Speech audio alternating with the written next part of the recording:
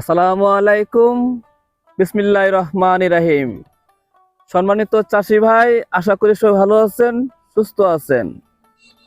লাউ গাছের মাচায় বা লাউ গাছে অসংখ্য কচি লাউ আসে, কিন্তু অধিকাংশ কচি লাউ ঝরে পড়ে এবং অধিকাংশ কচি লাউ পচে যায়। লাউ গাছে যে পরিমাণ কচি লাউ আসে বা যে পরিমাণ কচি কড়া আসে, প্রত্যেকটা কচি লাউ বা প্রত্যেকটা কড়া যদি পূর্ণাঙ্গ লাউয়ে পরিণত হতো, তাহলে লাউয়ের যে গাছটি রয়েছে বা লাউ গাছের যে মাচা রয়েছে, সেই মাচা ঢলে পড়তো। কিন্তু দেখা যায় অধিকাংশ কচি লাউ বা অধিকাংশ কচি কড়া ঝরে পড়ে এবং পচে যায়। লাউ গাছের কচি লাউ পচে যাওয়া বা লাউ গাছের কচি লাউ ঝরে যাওয়ার কারণে লাউ চাষ করতে গিয়ে চাষি ভাইয়েরা লাউয়ের ফলনে মারাত্মকভাবে মার খেয়ে থাকেন। আজ এ পর্বে আলোচনা করব লাউ গাছের কচি ফল ঝরে যাওয়া বা লাউ গাছের কচি ফল পচে যাওয়ার এই রোগটি সম্পর্কে। লাউ গাছের কচি ফল ঝরে যাওয়া বা লাউ গাছের কচি ফল পচে যাওয়ার অনেকগুলো কারণ রয়েছে, যে কারণগুলো না জানার কারণে সঠিক ব্যবস্থাপনা করা সম্ভব হয় না এবং সঠিক ব্যবস্থাপনা করা সম্ভব না হওয়ার কারণে লাউ গাছে এই কচি ফল ঝরে পড়ে এবং লাউ গাছের কচি ফলগুলো পচে যায়। আপনি যদি লাউ চাষি হয়ে থাকেন বা আপনি যদি লাউ চাষ করে থাকেন, তাহলে ভিডিওটি আপনার জন্য অত্যন্ত গুরুত্বপূর্ণ। অতএব সম্পূর্ণ ভিডিও দেখার বিনীত অনুরোধ রইল। লাউ গাছের কচি ফল ঝরে যাওয়া বা লাউ গাছের কচি ফল পচে যাওয়ার অন্যতম কারণ হতে পারে অনুর্বর জমি। জমিতে যদি পর্যাপ্ত পরিমাণ উর্বরতা শক্তি না থাকে, তাহলে লাউ গাছের কচি ফল ঝরে যায় এবং লাউ গাছের কচি ফল পচে যায়। অর্থাৎ আমরা যে জমিতে লাউ চাষ করে থাকি বা যে জমিতে লাউ চাষ করা হয়, সেই জমিটা যদি অনুর্বর হয়, উর্বরতা শক্তি কম থাকে, তাহলে লাউ গাছে যে কড়াগুলো আসে বা যে কচি ফলগুলো আসে, সেই কচি ফলগুলো ঝরে পড়ে এবং পচে যায়। অনুর্বর জমিতে লাউ চাষ করলে লাউ গাছে যে কড়াগুলো আসে বা যে কচি ফলগুলো আসে, সেই কচি লাউগুলো দীর্ঘ সময় লাউ গাছে অবস্থান করে। এই দীর্ঘ সময় লাউ গাছে অবস্থান করার ফলে কচি ফলগুলো বড় হতে পারে না। এই বড় হওয়ার না কারণে একটা সময় সেই কচি ফলগুলো চুপসে গিয়ে কালো হয়ে যায় এবং একটা সময় সেই কচি লাউটি ঝরে যায় এবং পচে যায়। বন্ধুরা, অনুর্বর জমিতে যদি লাউ চাষ করা হয়, তাহলে লাউয়ের যে গাছগুলো রয়েছে, সেই গাছগুলো গ্রোথ থেমে যায়, লাউ গাছগুলোর বৃদ্ধি বন্ধ হয়ে যায়।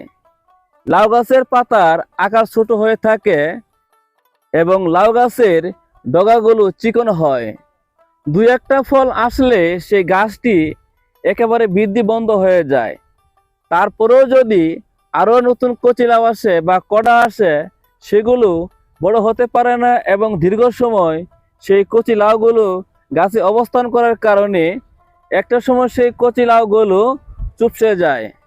কচি লাউগুলো চুপসে গিয়ে হলুদ বর্ণ ধারণ করে এবং সেই কচি লাউগুলো কালো রং ধারণ করে কচি লাউটি অবশেষে পচে যায় বা ঝরে পড়ে। দর্শক বন্ধুরা, আপনি যে জমিতে লাউ চাষ করেছেন, আপনার সেই জমিটা যদি অনুর্বর হয়, উর্বরতা শক্তি কম থাকে, তাহলে যে কাজগুলো আপনাকে অবশ্যই করতে হবে। জমিতে নিয়মিত সেচ প্রদান করতে হবে, জমিতে নিয়মিত সার প্রয়োগ করতে হবে। গাছে যদি অতিরিক্ত শোষক ডালপালা থাকে, সেগুলোকে ছাঁটাই করে দিতে হবে। এছাড়াও লাউ গাছগুলোকে সুস্থ সবল রাখতে হলে গাছগুলোতে হরমোন প্রয়োগ করতে হবে। গাছগুলোতে সিল্টেড জিঙ্ক যে রয়েছে, এটিও আপনি প্রয়োগ করতে পারেন। লাউ গাছগুলো যাতে সুস্থ সবল থাকে, সুস্থ সবলভাবে বড় হতে পারে, তার জন্য লাউ গাছগুলোতে বোরন সার নিয়মিতভাবে আপনাকে জমিতে প্রয়োগ করতে হবে।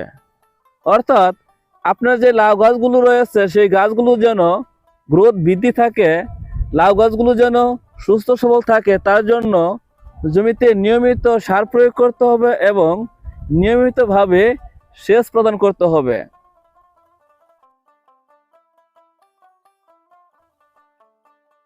চাষি ভাই, লাউয়ের কচি ফল ঝরে যাওয়া বা লাউ গাছের কচি ফল পচে যাওয়ার আরো একটি অন্যতম কারণ হতে পারে গাছের দুর্বলতা।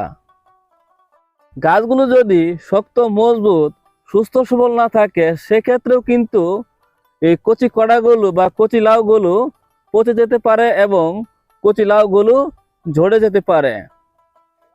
চাষি ভাই, লাউ গাছ বিভিন্নভাবে দুর্বল হতে পারে।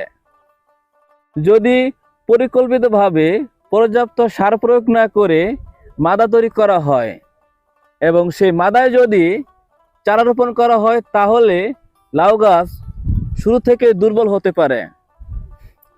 এবং লাউ গাছগুলোতে বাড়ন্ত পর্যায় থেকে যদি সঠিক বালাইনাশক প্রয়োগ না করা হয়, তাহলে লাউ গাছে বিভিন্ন ধরনের রোগবালাই এবং বিভিন্ন ধরনের পোকামাকড় আক্রমণ করে লাউ গাছগুলোকে দুর্বল করে তোলে। অথবা লাউ গাছের যে মাদা রয়েছে বা লাউ গাছের যে গুঁড়া রয়েছে, সেই গুঁড়ায় যদি কোনো ধরনের নেমাটোড তথা কৃমি আক্রমণ করে, তাহলে লাউ গাছ দুর্বল হতে পারে। এছাড়াও লাউ গাছের যে শিকড়গুলো রয়েছে, সেই শিকড়গুলো যদি বিস্তৃত লাভ না করতে পারে, তাহলেও কিন্তু লাউ গাছগুলো দুর্বল হতে পারে।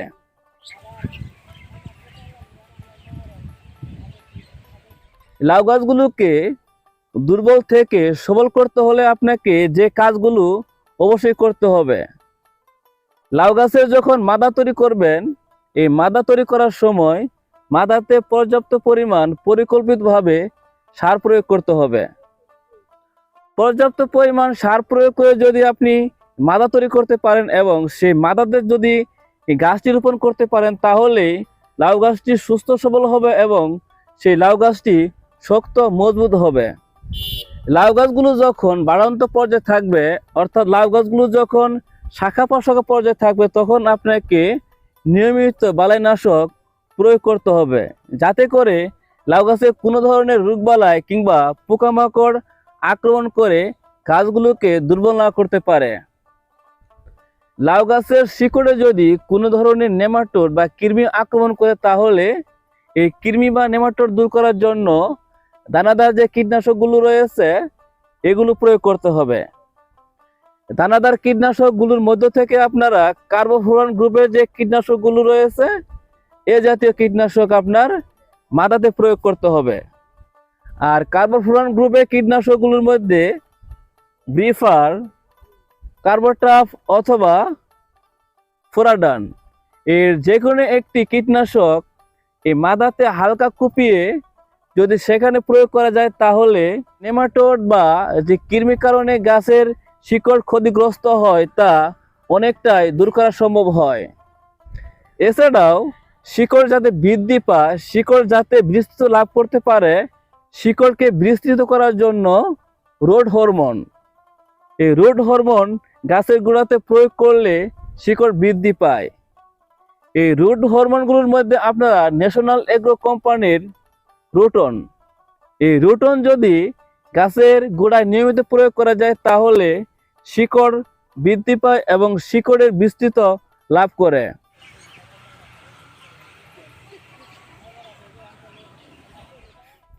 বন্ধুরা, আপনি যদি লাউ চাষি হয়ে থাকেন আর আপনি যদি লাউ গাছ থেকে ভালো কিছু আশা করেন, তাহলে লাউ গাছগুলোকে সুস্থ সবল রাখতে হবে। লাউ গাছগুলোর যে সমস্যাগুলো রয়েছে, সেই সমস্যাগুলো সম্পর্কে সঠিক ধারণা থাকতে হবে এবং সমস্যাগুলো চিহ্নিত করে সেই সমস্যা অনুযায়ী যদি আপনি লাউ গাছগুলোতে ব্যবস্থাপনা গ্রহণ করতে পারেন, তাহলে সেই গাছগুলো থেকে আপনি পর্যাপ্ত পরিমাণ ফলন পেতে পারেন। চাষি ভাই, আজ এ পর্যন্তই। অন্যদিন অন্য কোনো কৃষির আরও একটি সমস্যার সমাধান নিয়ে আপনাদের মাঝে বিস্তারিতভাবে আলোচনা করার চেষ্টা করব। সে পর্যন্ত সবাই ভালো থাকবেন, সুস্থ থাকবেন, এই আশা ব্যক্ত রেখে আসসালামু আলাইকুম।